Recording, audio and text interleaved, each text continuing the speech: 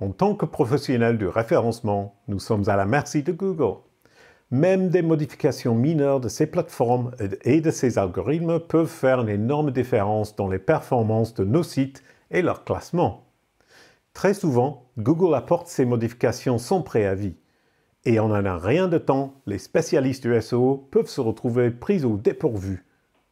Nous sommes tous au courant que ça va arriver. Un peu comme en horloge, Google met continuellement à jour ses algorithmes. Et les spécialistes du SEO sont tout de même souvent pris au dépourvu. Bonjour, c'est moi, Jason Barnard. Dans la vidéo d'aujourd'hui, nous allons évoquer les moyens simples pour se préparer aux mises à jour de l'algorithme de Google qui nous attend en 2021 et de ce qui nous attend au niveau des Core Web Vitals en particulier. Si vous aimez cette vidéo, n'oubliez pas de cliquer sur le bouton Like et de vous abonner à la chaîne. Et utilisez la cloche de rappel pour recevoir des notifications concernant la diffusion des vidéos sur la chaîne SEMrush.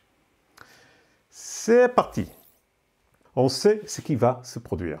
Google a déjà annoncé que les Core Web Vitals deviendront les signaux de classement à partir de mai 2021. C'est quasiment demain. Avec cette mise à jour, nous savons que Google combinera les Core Web Vitals au précédent signal lié à l'expérience des utilisateurs. Prenons un peu de recul et regardons cela de manière objective. Ce que Google cherche à accomplir avec cette mise à jour reste dans l'alignement de ce que Google cherche toujours à faire, améliorer l'expérience pour ses utilisateurs. Alors pourquoi les Core Web Vitals sont-elles particulièrement importantes? L'idée est de mesurer les sites à partir d'un nouveau standard d'expérience réel de l'utilisateur lorsque celui-ci visite votre site. Cette vue est composée de 3 nouveaux éléments.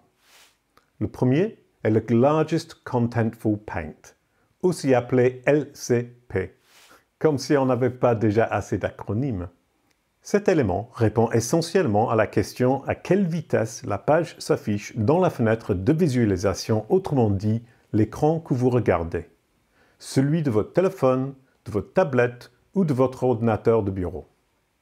La deuxième est le Cumulative Layout Shift, ou CLS, qui mesure la stabilité visuelle.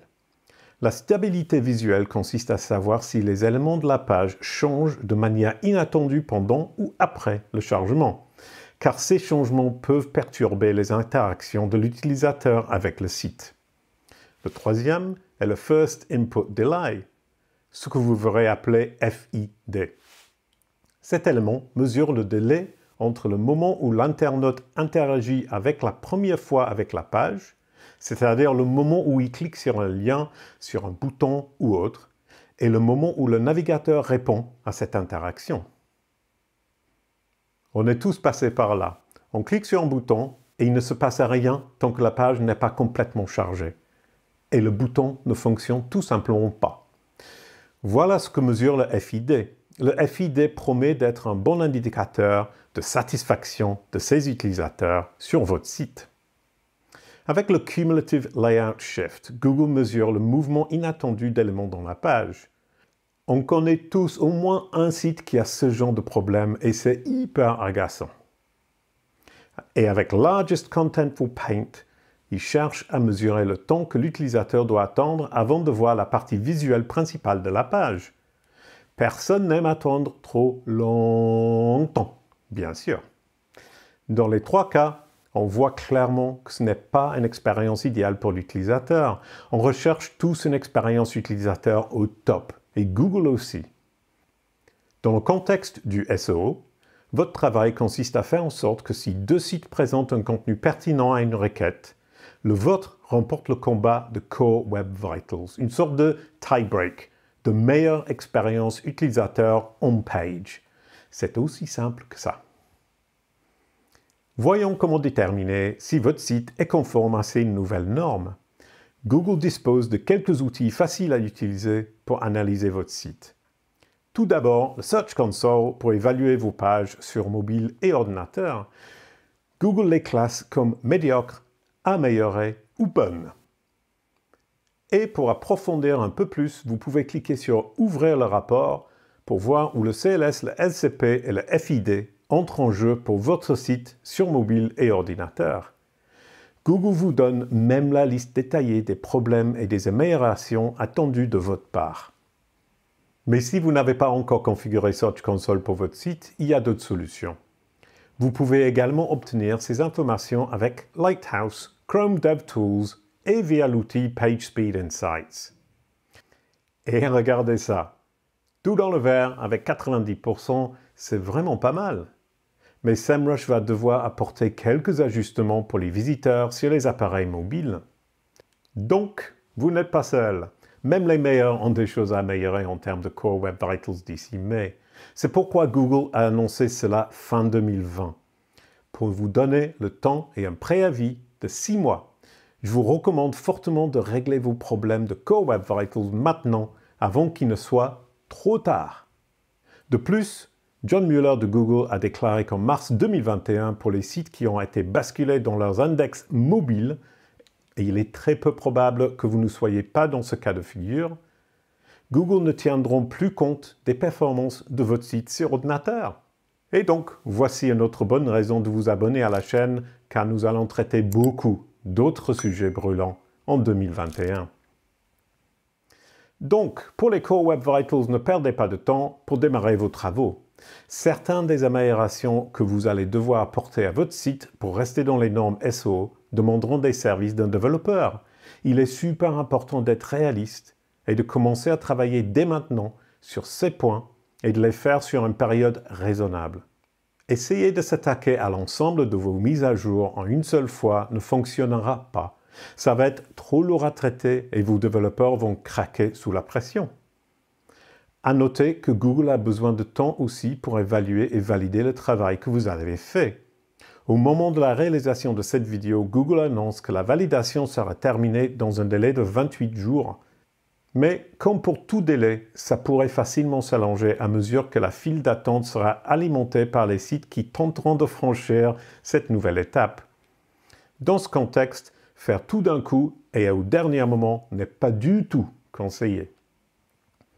À 4 mois de l'échéance, profitez donc des mois d'hiver et faites travailler votre équipe sur cette question dès maintenant afin d'avoir le temps d'apporter des modifications et d'attendre la validation de Google. Je sais ce que vous pensez. Vous avez peur d'être submergé par encore plus de tâches en cette nouvelle année. C'est une chose plutôt commune pour beaucoup de marques et même des meilleurs spécialistes de référencement. Alors comment identifier les tâches et les prioriser? Par quoi devez-vous commencer? Vous pouvez commencer par l'audit de site SEMrush. SEMrush reprend de manière très claire de nombreux éléments techniques on-page qui sont importants pour Google. Et en passant votre site dans le PageSpeed Insights et l'outil Audit de site SEMrush, vous allez couvrir la plupart des points. Est-ce que SEMrush traite tous les aspects liés au Core Web Vitals? Pas encore, mais c'est quelque chose qui risque d'être intégré, alors restez à l'écoute. Par contre, l'outil Audit de site SEMrush permet de découvrir les lacunes potentielles dès maintenant. Faisons ressortir notre cœur de geek un instant.